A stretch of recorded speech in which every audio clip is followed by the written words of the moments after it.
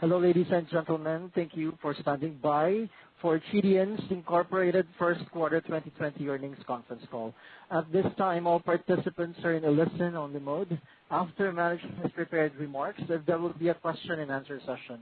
And today's conference call is being recorded. I will now turn the call over to your host, Ms. Wen Li from Qudian's Capital Market Department. Wen, please go ahead. Hello, everyone, and welcome to Qudian's First Quarter 2020 Earnings Conference Call. The company's results were issued via newswire services earlier today and were posted online. You can download the earnings press release and sign up for the company's distribution list by visiting our website at ir.qudian.com.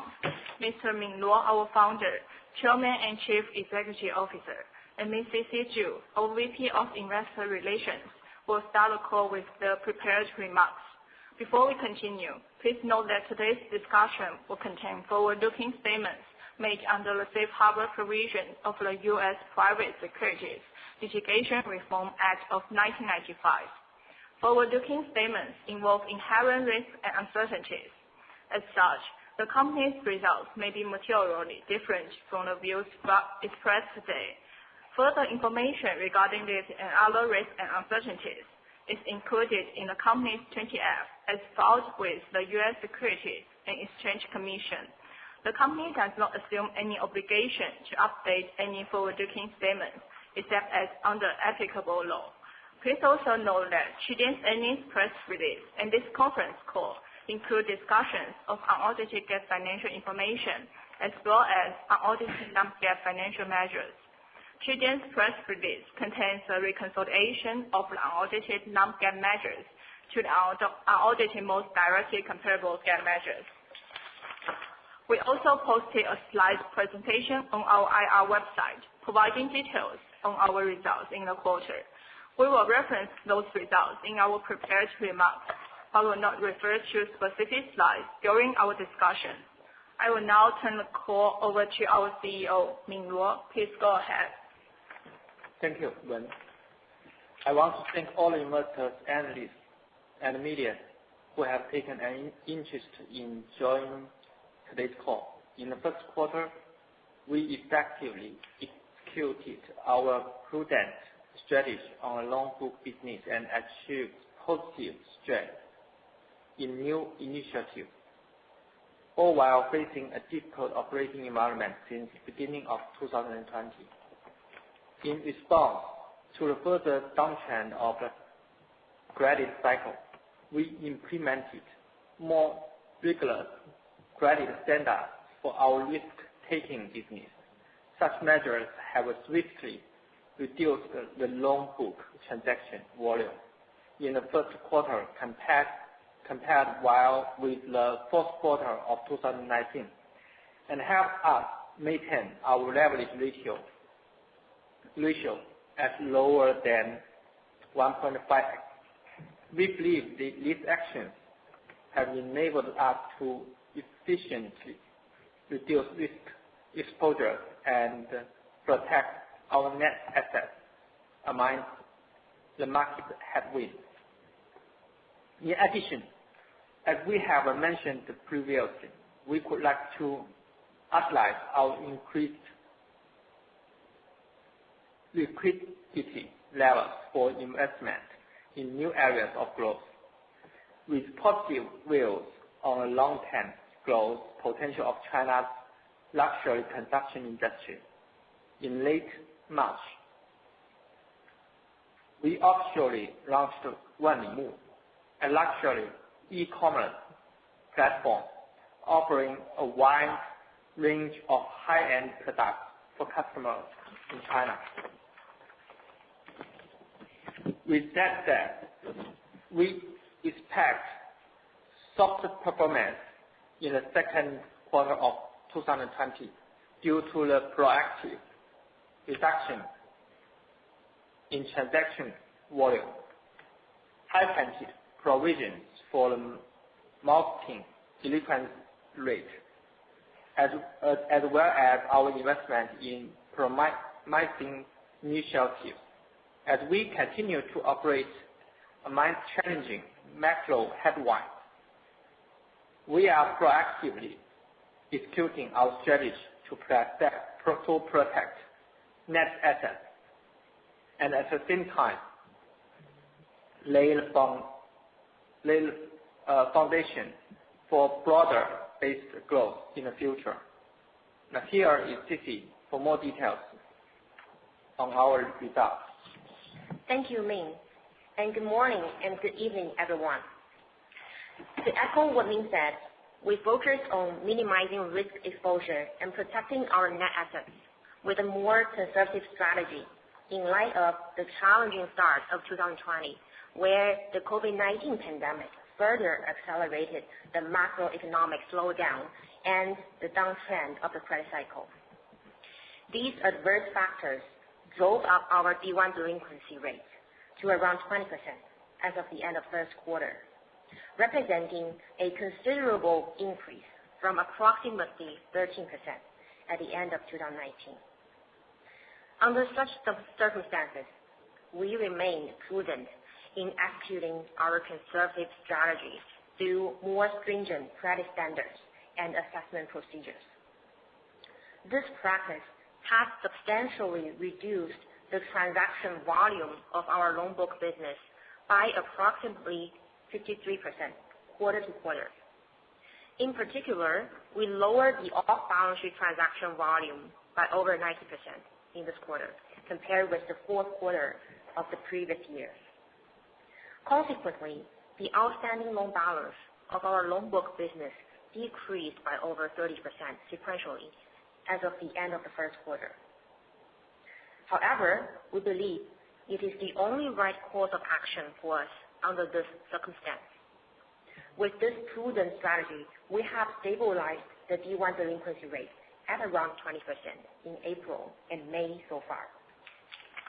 At the same time, financial partners on our open platform also implemented stricter credit standards given the overall high delinquency rate in the credit market, which in turn decreased the amount of transactions on open platform by over 68% compared with the fourth quarter of 2019. As Mr. Luo mentioned, we are exploring additional opportunities and investing in new areas of growth. Recently, in late March, we were pleased to introduce our new initiative, the Wanlimu e-commerce platform, targeting the significant luxury consumption market in China.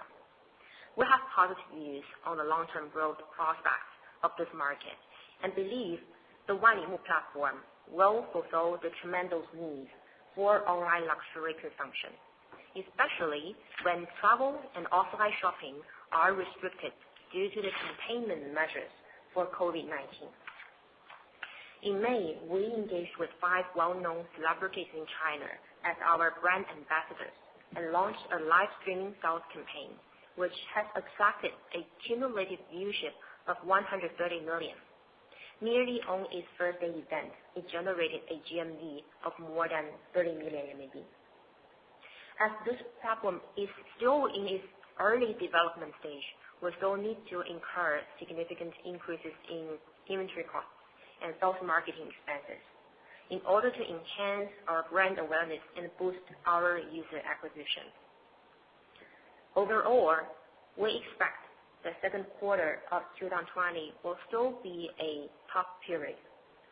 This is as a result of decreasing transaction amount of both loan book business and open platform loan facilitation, combined with higher provisions, guarantee and risk assurance liabilities, as well as increased promotional incentives and marketing expenses for the development of Wanlimu. We believe it is the best approach to maintain a conservative strategy for our loan book business amid the unfavorable operating environment. Given the uncertainties of credit market dynamics, it is also necessary for us to explore other opportunities to supplement our business and prepare future growth. In addition, our strong cash position enables us to carry out these initiatives with sufficient capital support.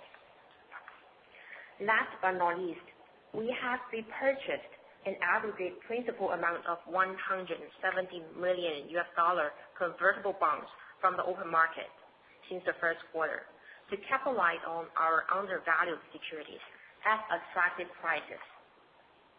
This repurchase has improved the financial condition for the company.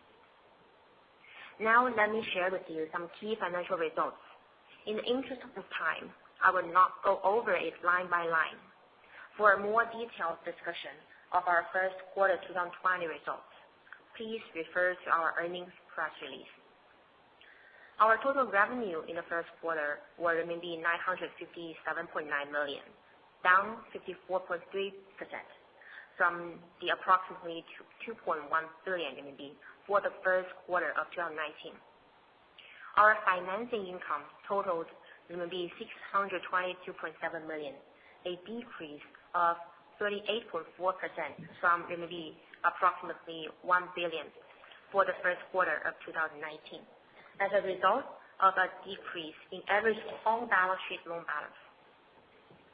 Our loan facilitation income and other related income decreased by 34.4% to RMB 422 million from RMB 644 million for the fourth quarter of 2019, as a result of a decrease in the amount of off-balance sheet transactions, which is partially offset by reclassification of guarantee income of RMB 387.5 million.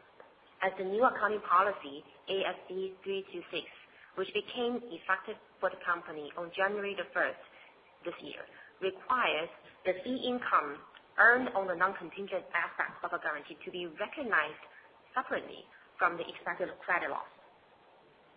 Transaction service fees and other related income was a loss of RMB 150.4 million, compared with an income of RMB 158.7 million for the first quarter of the previous year, as a combined result of, number one, positive income of RMB 112.9 million for the transactions facilitated during the first quarter this year. Number two, an income of RMB 24.1 million for the post-origination services of transactions facilitated in the previous year. And number three, a revaluation loss of RMB 287.4 million for contract assets incurred for the transactions facilitated in 2019. The revaluation was due to adverse changes occurred in the first quarter of 2020 that led to the deterioration of the estimated likelihood of receiving borrowers' actual repayment of service fees as of March 31st, 2020. Provision for receivables and other assets increased by 183.9% to RMB 1.1 billion from RMB 390.4 million for the first quarter of 2019.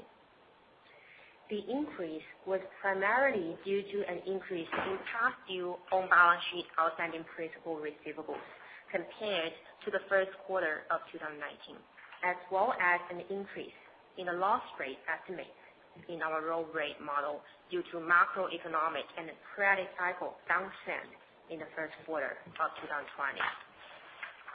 Our net loss attributable to Qudian shareholders was 486.5 million, or net loss per diluted ADS of RMB 1.92 per share, compared to a net income of RMB 949.6 million in the same period last year. Our non-GAAP net loss attributable to Qudian shareholders was RMB 907.5 million, or non-GAAP net loss per diluted ADS of RMB 3.57, compared to non-GAAP net income of RMB 974.3 million in the same period last year. I also want to add some color on the accounting policy changes regarding ASC 326, measurement of credit losses. In general, this newly adopted accounting policy requires timely recording of expected credit losses on loans and other financial instruments, and the most significant impact of this new standard relates to the accounting for risk assurance liabilities. Therefore, we recorded an 1,000 million increase to risk assurance liabilities at the beginning of this year. The other leg of this double entry after tax adjustment was recorded in retained earnings through a cumulative effect adjustment. And this renminbi 1.1 billion will, in quotation marks, be released into our changes in risk assurance liabilities P&L line item throughout the remaining periods of the relevant loans. The other major impact on our P&L presentation was, as I mentioned above, the reclassification of guarantee income from the changes in risk assurance liabilities to the revenue line. This guarantee income was deferred at the origination of the off-balance sheet loans and recognized when the guarantee service gets performed over time. The reclassification will very possibly have limited, the new accounting policy will very possibly have limited impact on our new off-balance sheet loans this year because, number one, we reduced our off-balance sheet loan volume dramatically this year. Number two, from the second quarter, our off-balance sheet loans will be accounted for as credit derivatives in accordance with ASC 815 and measured at fair value. So here's all our prepared remarks. Operator, please open the floor for questions.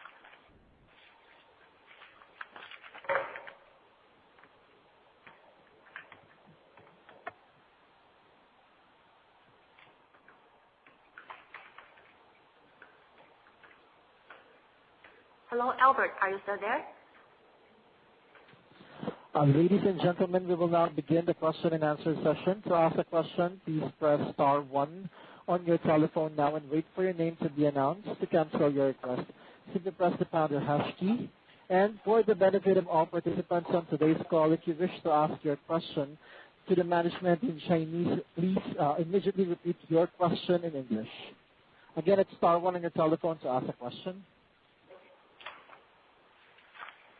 Our first question comes from the line of John Chai from Morgan Stanley. Your line is now open.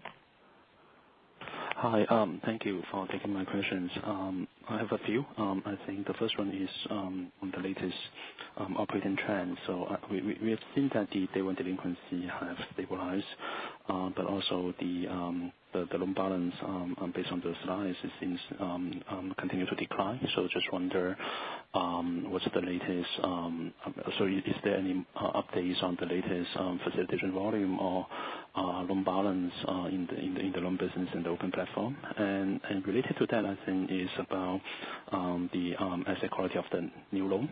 So what sort of the expected loss we assume for the new loans issue in 2020, given we have already implemented the conservative strategy. And secondly, is a clarification on the reclassification for guarantee income. So I think if we take that out, it seems the facilitation income is rather low, and I assume that's because of the accounting change. So is there an apple-to-apple facilitation income we can see, or is there the assumed take rate that we can use to have an apple-to-apple year-on-year comparison? And finally, is on the provision. So just wonder, given we have already made significant provision for 2 quarters already, do we still expect more in the second quarter? Thank you very much. Thank you, John. It's great to hear from you. I'll address your questions one by one. And this is Cici. So number one, the operating trends and our with regard to our delinquency and balance and volume. So as we posted a slide on our website, the D1 delinquency so far remains at around 20% because we started to deleverage very early last year. You may also notice that the D1 delinquency of our loan book business has a sign of declining recently because of our deleveraging strategy. We continue to adopt this conservative and prudent strategy in the second quarter. So our loan balance for the on-balance sheet and off-balance sheet loans will continue to decrease, and our loan volumes for our open platform will continue to decrease in the second quarter as well. As regards to the magnitude of the open platform loan volume, it will decrease around 60 to 70% in the second quarter. This is our open platform partners also notice the hikes in our delinquency rate, and same as the other players in the industry, both us and our open platform partners will choose to adopt a very prudent loan origination and facilitation strategy. Your second question regarding the new loan asset quality. As I just mentioned, if you take a close look to the D1 delinquency charts on our PowerPoint, you may notice that our own balance sheet D1 delinquency started to decrease a little bit in the recent period, which is a result of our prudent strategy and our more stringent risk assessment strategy. Number 3, the classification on guarantee income and an apple-to-apple comparison. So if we take out the guarantee income from the loan facilitation income, we will get a loan facilitation income of approximately 35 million RMB. So the take rate of this 35 million RMB over our loan facilitation volume was about 58%, compared with 8% in the fourth quarter, because apart from the day one recognition of the revenue, we also have post, which is the post origination service income earned on the historical loans. That's why our take rate for the off-balance sheet facilitation, loan facilitation, is relatively high in the first quarter, although we didn't disperse much loans off-balance sheet in the first quarter. And the last question is regarding to the provisions. So we actually reevaluate our balance sheet, both the provision, the risk, the guarantee liabilities, and the risk assurance liabilities at each period end. So as of the end of each period, our management believes we have incorporated all the data available and our views for the macro factors available into our roll rate models. So we believe at the end of March, we have provided sufficient provisions, but we cannot be so sure about the future. At each period end, we will reevaluate our risk assurance and the provision balance to make sure our provisions are sufficient. Thank you for your question. Hi, thank you, Cici. So just quick follow-up. I think so we are already under the CECL approach right now. So I think so the first quarter provision also factor in our expected life cycle loss for the of all the loans in our portfolio. Is that the right way to think about it? Sorry, John, I didn't quite catch your question. Yeah, so just as of end of March, I think we make provision with all the information available, and so but in starting this year, obviously we are under the CECL approach. So I think that would mean that we try to factor in as much as the loss over the lifetime, including the future. So just wonder if I understand that correctly. So if the situation didn't deteriorate further, we should make sufficient provision given the loan portfolio and our expectation of their future performance. Yes, John, you're correct. If the situation didn't get deteriorate further, we believe we have provided sufficient provisions already. And you're right on your first point as well. As of the end of March, we have already adopted a new accounting policy, which requires us to instead of the incurred loss model, we also have to provide credit loss for the non-contingent part of our guarantees. So yes, you're right. We have already incorporated all the available information into our models. Okay, thank you. Thank you, John. Thank you. Our next question comes from the line of Vincent Yu from Needham and Company. Your line is now open, Vincent. Thank you, management, for taking my question. First question is also for the basic for the Q1. Thinking about the D1 delinquency rate, how should we expect to be in second quarter? How are we seeing in the first about like two months? My second question is about Wanlimu. What percentage of current staff is for this project, and how much more investments we think we're going to spend on this in this year? Thank you. Thank you, Vincent. Regarding our delinquency rate, although we posted the D1 delinquency rate online, there's no direct formula for our D1 delinquency to our final loss. But we can make a similar comparison. So last year, our D1 delinquency rate was only 10 to 13%. But this year, starting from February, the end of February, when the outbreak of virus happened, the D1 delinquency raised up to 20%. And as we started to deleverage very early, the impact is limited, has been proven to be limited, as we have maintained our D1 delinquency to approximately 20% so far in May. And with regard to your second question for Wanlimu, we currently deployed around 200 staff, mainly the R&D staff for the Wanlimu platform right now. There will be some more investments, but we are very prudent in our user acquisition. We pay a lot of attention to user retention and ultimately the profitability.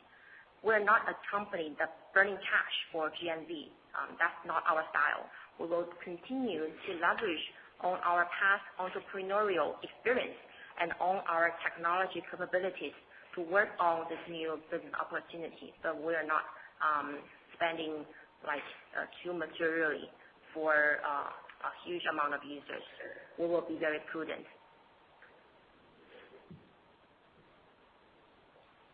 Got it. Thank you. Thank you. Our next question comes from the line of Sanjay Jain from Alethea Capital. Sanjay, your line is now open. Hi, everyone. Thank you for the presentation. Can you hear me?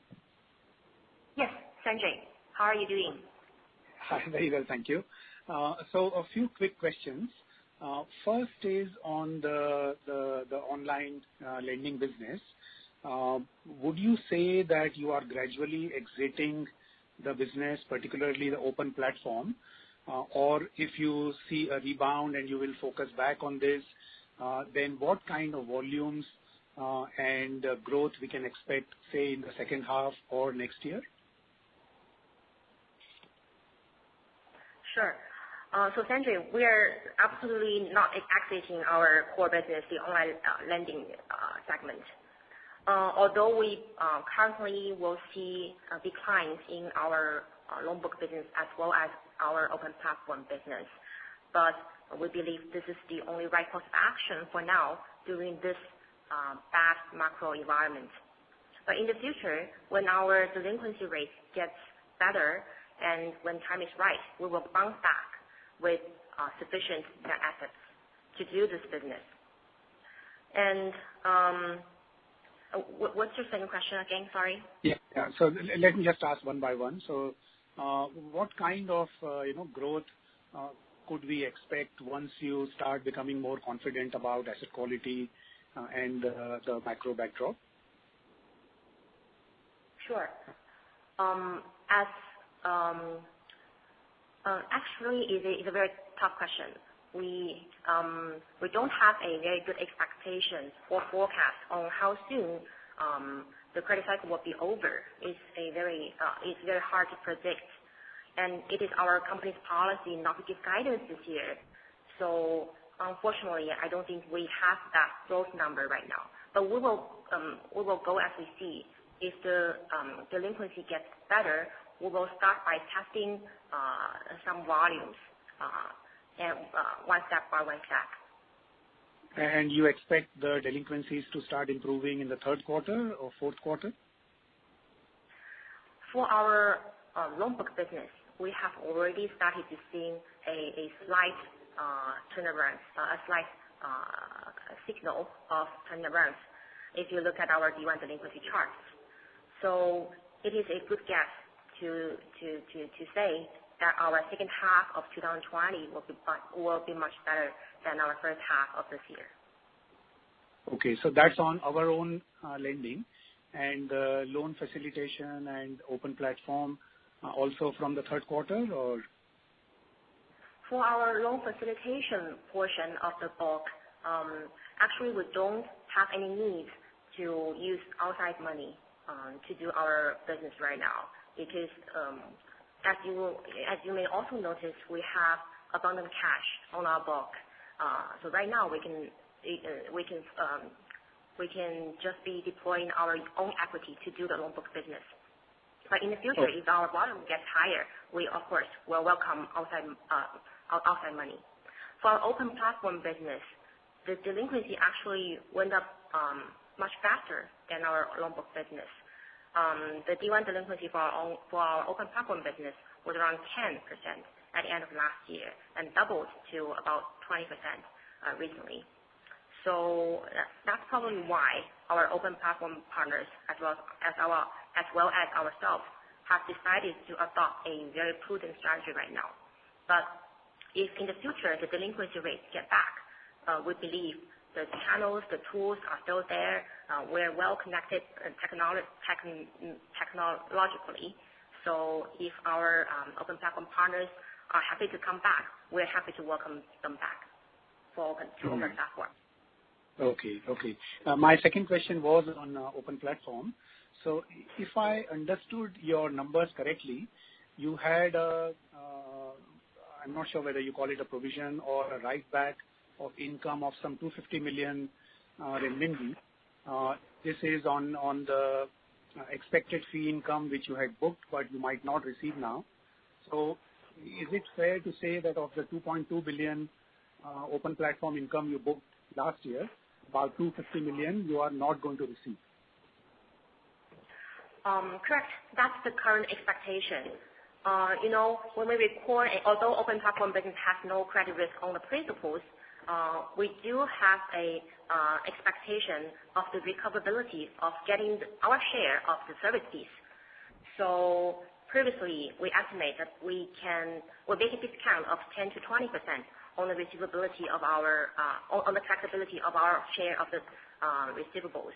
But currently, we have to make more discounts on this number. So that's why there is a negative revenue on this line this quarter. No, I'm impressed that the rest of the partners are paying up. It's only 250 million which is lost or your expectation. But looking at this behavior, perhaps you could revisit the income or revenue recognition and book it on a monthly basis rather than booking the open platform expected fee upfront, since the actual payment by the partner happens on a monthly basis rather than upfront. But anyway, moving to the question on One Limo, could you explain, or Mr. Min Luo could explain his thought process behind that, but more importantly, what synergies do you see in terms of, is it in terms of product or I know you said technology, but what else is the synergy there, and are you going to be providing financing to those buyers who buy those luxury items on your platform? Right. So with regard to the synergy for One Limo and our licensing platform, you're right about the first point. We have the technology capacities that is as a result of our past experience in building up all technology platforms, and we can utilize that for the new platform. That's number one. And number two, yes, you're also right that in the future it may be a possibility financing solutions can be introduced to the Wanlimu platform. But right now it's still a baby. It's still too young to have a financing solution for that. And number three, we believe as a result of the past entrepreneurial experience of our founders, of our management team, we always have this appetite to try new things, and we believe our e-commerce background of our founders and the management team will be a good benefit to the new project. But your biggest strength is basically the 80 million customers, users who are on your who are registered with you, but there does not appear to be any compatibility between the e-commerce business luxury versus your online lending type of customers. Right. They're basically different type of users. We target at high income group of users for our Wanlimu platform. So far, we have proved to the fact that we have the tools and ability to acquire users effectively. We launched a live streaming selling campaign during the Labor Day holiday, and the results are fascinating. The accumulative viewership for the selling campaign was 130 million. As we have proved our ability to effectively acquire users, our next focus is how to retain these users, how to make them more loyal to our platform. So that's currently our thinking about this new project. So what is your competitive strength? Are you offering greater discount than other e-commerce players, or different brands, or what is the differentiation? Right. So number one, our differentiation we have built up a strong supply chain because as our suppliers are either state-owned enterprise or directly from duty-free shops, we have minimized the intermediaries. We have direct connection to the duty-free shops and the boutique shops in Europe to bring the authentic goods back to China. And by doing this, we have built up the ability to select and evaluate the price globally so that we can offer the best price available to our users. And number three, as we have this cross-border e-commerce platform, our users can actually enjoy a lower duties or lower import tax. The import tax for our Wanlimu platform is around 9% for our goods, the cosmetic products, but it can be 20% in other scenarios. So that's why we can offer better price for our users, and the price is very competitive in the market. Okay, and just the final question on Wanlimu. Is it being done in the main company, Qudian itself? So what kind of cash burn or impact on P&L are you expecting? And eventually, do you have any thoughts in mind about what kind of revenue share and profit share would you have for the two businesses? So Wanlimu is actually a wholly owned subsidiary under Qudian. So regarding the second question, for the revenue share, we don't think that actually matters. If Wanlimu gets larger, we will disclose the revenue lines and the segment reporting separately. But just right now, it's only started in late March, not very big right now, and we haven't really spent a lot of money on it, except for marketing. Right. Sure. So in relation to the revenue, current revenue of the company and current level of profits, it wouldn't be, especially in the first year, the losses wouldn't be very big? We don't have the visibility for that yet. If we see a good trend in our user retention and our user loyalty, we may ramp up this business much faster than expected. But currently, we are still testing different user acquisition channels, and improving our fulfillment service for our users. Okay. And final question from me on the convertibles which you have bought back, the profit, how much is that, and will it be booked in the second quarter? Right. So the profit impact, as you may already seen from our table, was 435 million in the first quarter. For the second quarter, I'm afraid I can't disclose it right now because we haven't finished our program yet. But it will be a good profit increase to our second quarter results as well. Okay. Okay. Thank you very much. Thank you, Sanjay. Thank you. Our next question comes from the line of Stephen Chan from Haitong International. Your line is now open, Stephen. Good evening, Zizi. I think I mainly have two follow-up based on John and Sanjay's question.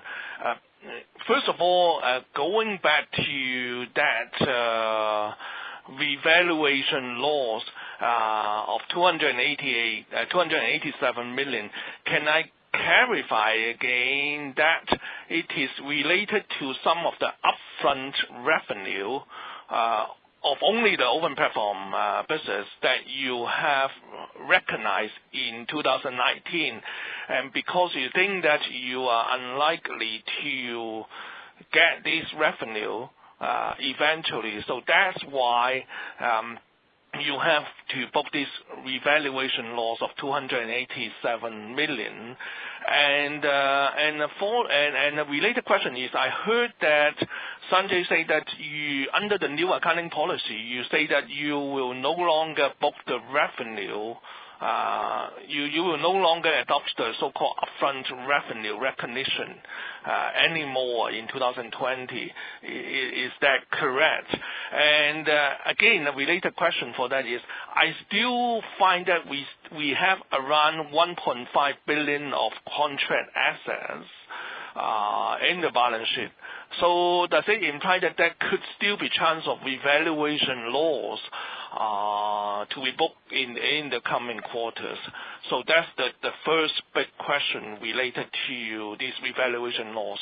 And the second question, I think related to what John mentioned about the provision, whether they are sufficient or not. You mentioned that they cover the non-contingent part of guarantee, and then that could be similar to what banks has been adopting for IFRS 9. But I want to clarify two things. One, what is the current new loans delinquency rate?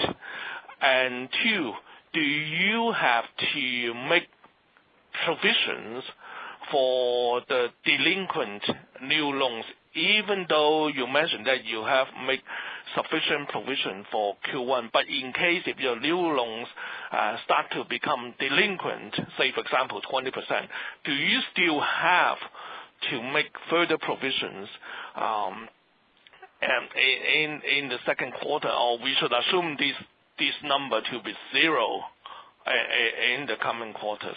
So just these two follow-up questions. Sure. Thank you, Stephen. So for your first question regarding the revaluation loss, so what I wanted to clarify is that we still have this day one recognition of revenue for our open platform and loan facilitation income. However, the new accounting policy requires us to recognize the earnings slower. So the new accounting policy, in effect, presents a timing difference. Previously, under ASC 606, we have to recognize the majority part of the revenue at day one. But right now, with this new accounting policy, the recognition will be much slower because apart from the contingent part of the credit loss, we also have to carve out the non-contingent part of the credit loss at day one and release it gradually into the future. So in effect, the new accounting policy is a timing difference. and it makes our earnings recognition slower. Regarding the 1.5 billion contract asset, we believe we had provided sufficient revaluation to that contract asset at the end of March already. If the macroeconomics, our delinquency assumptions to the loan rate model changed into the future, we may have to reevaluate that. That's why we have to do the revaluation at each period end. So for your second question regarding the sufficiency of our provisions for the new loans, I also hope to clarify one point. In our loan portfolio, we don't distinguish the new loans from the old loans. So at each period end, when we look at the balance of our outstanding loan principal, the balance of our provision, we don't distinguish the old from the new from the old. We reassess the whole portfolio at the same time. So for now, what we can say is that at the end of March, we believe, our management believes, and auditors have reviewed that, we provided sufficient provision for the loan balance back then. If the delinquency situation didn't get any worse further, we should be sufficient on that. So you mean that in case there is no deterioration, we may have zero provision or even write back in the coming quarters? But you see, our loan portfolio, our loan balance at each period end, how should I put that? It's actually a mathematical calculation for the loan provision. We calculate the balance figure at each period end, and the delta will be the changes in our provision, in our P&L, yep, into our P&L lines. So if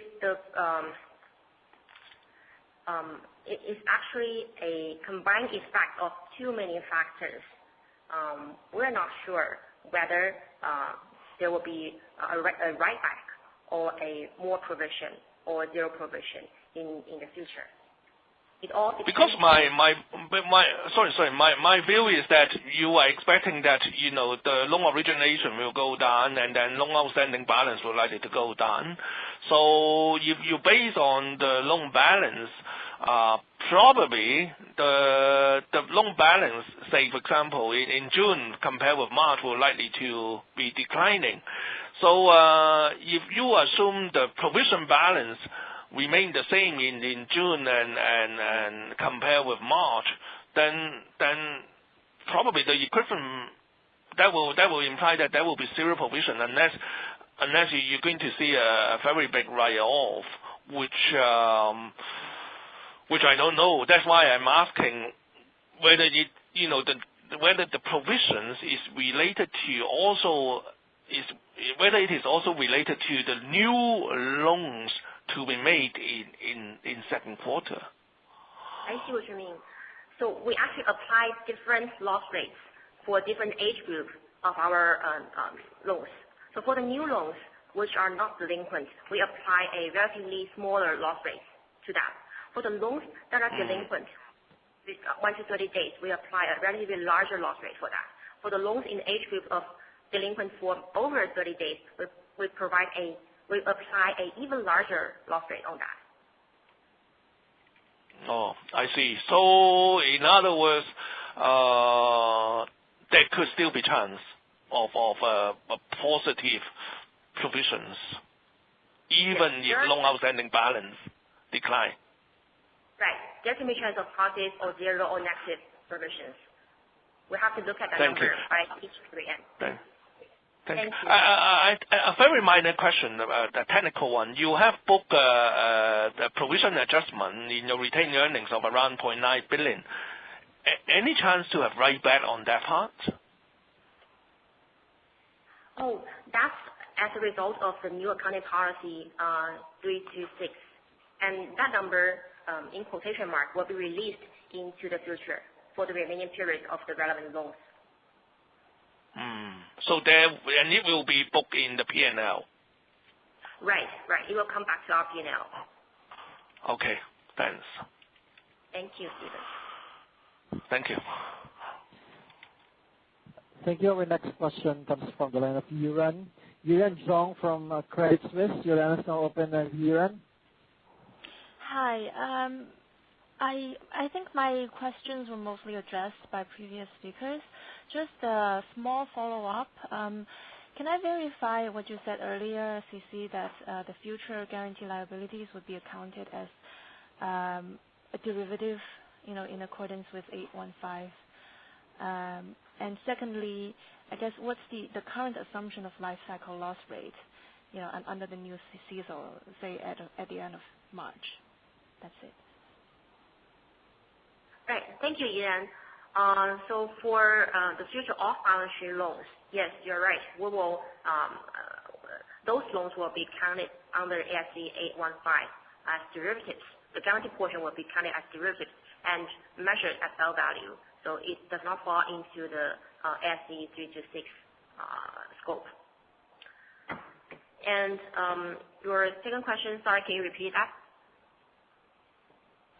It's so under the new CECL, what's the can I get an understanding of what's the life cycle loss rate that is assumed basically at the end of March?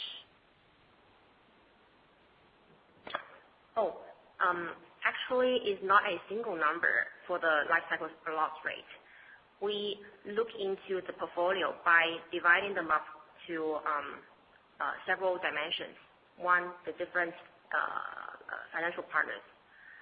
The other one is the age group, and there are many other factors. So there's no single number for the life cycle loss rate. We have different number for the non-contingent part, for the contingent part, for different age groups and different funding partners. Okay, got it. Thanks. Thank you, Ian.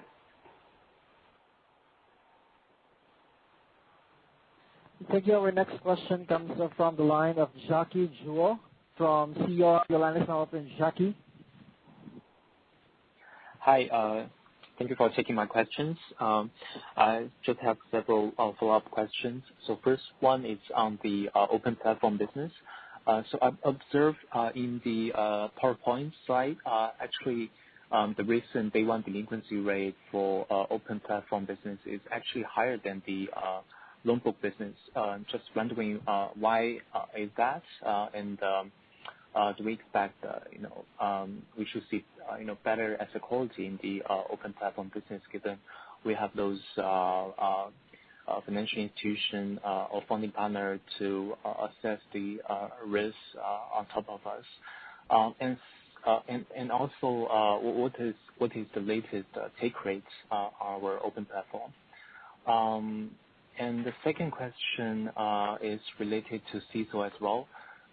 So just wondering, because we also increased our on-balance sheet provision because of CECL.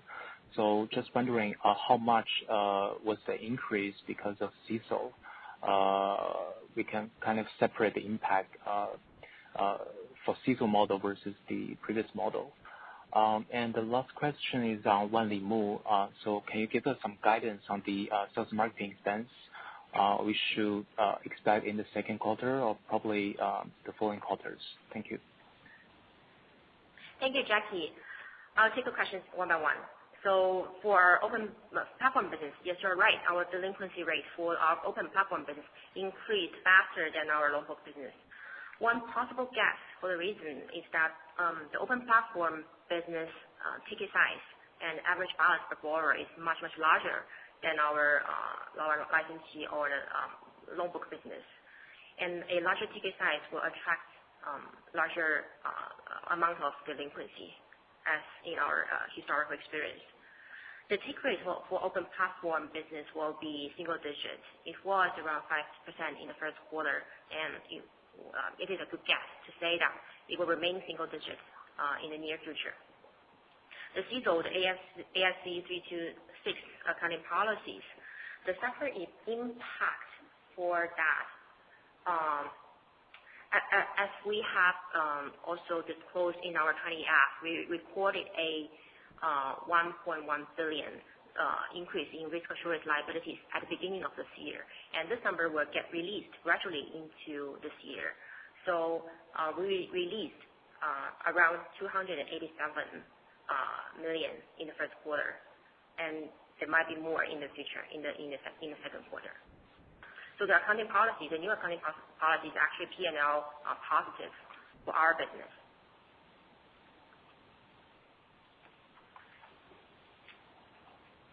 And the guidance for Wan Ling, unfortunately, it is our company's policy not to provide guidance this year. For Wan Ling business, we will incur some purchases and spending for sales and marketing this year. In the second quarter, it will be a material number, but not so significant compared to our core business. Thank you, Cici. Just a follow-up. So for the second question, I also actually want to ask the impact from CECL new model on the on-balance sheet provision. The number was about 1.1 billion provision for the on-balance sheet loans in the first quarter. So do we have a comparison of this new CECL model impact? So what will be the number without CECL? Oh, I see what you mean. The CECL impact on our own balance sheet provisions is relatively small. It's actually very small because originally, even before the CECL, we already recorded our provision for on-balance sheet business, including the non-contingent part, including the non-delinquent part.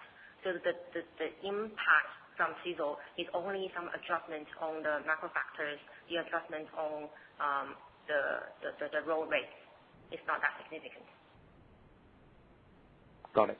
Thank you, Cici. Thank you. Thank you, Jackie. Thank you so much. The last question comes from the line of Daphne Poon from Citi. Your line is now open, Daphne. Hi, Cici. Just have one question about your buyback program. Can you share your thoughts about your plans about the further CB buyback, like whether you're planning to buy back more, or will there be any limitation in terms of the amount that you can repurchase?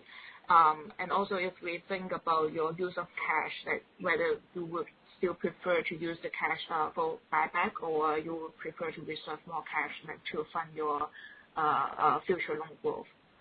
Thank you. Thank you, Daphne. So with regard to the buyback program, we will continue to do this.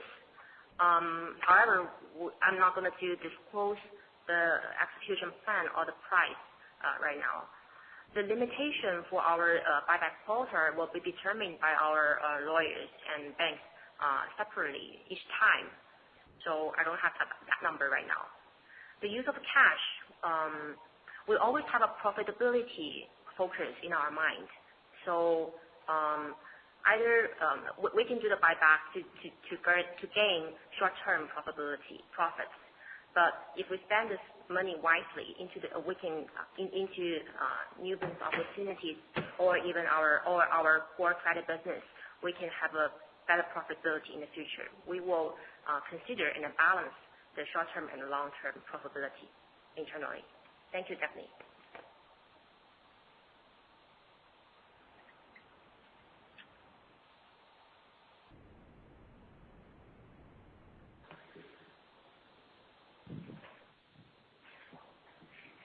Thank you. There are no further questions at this time. I'd like to turn the call over back to the company for closing remarks. Please go ahead.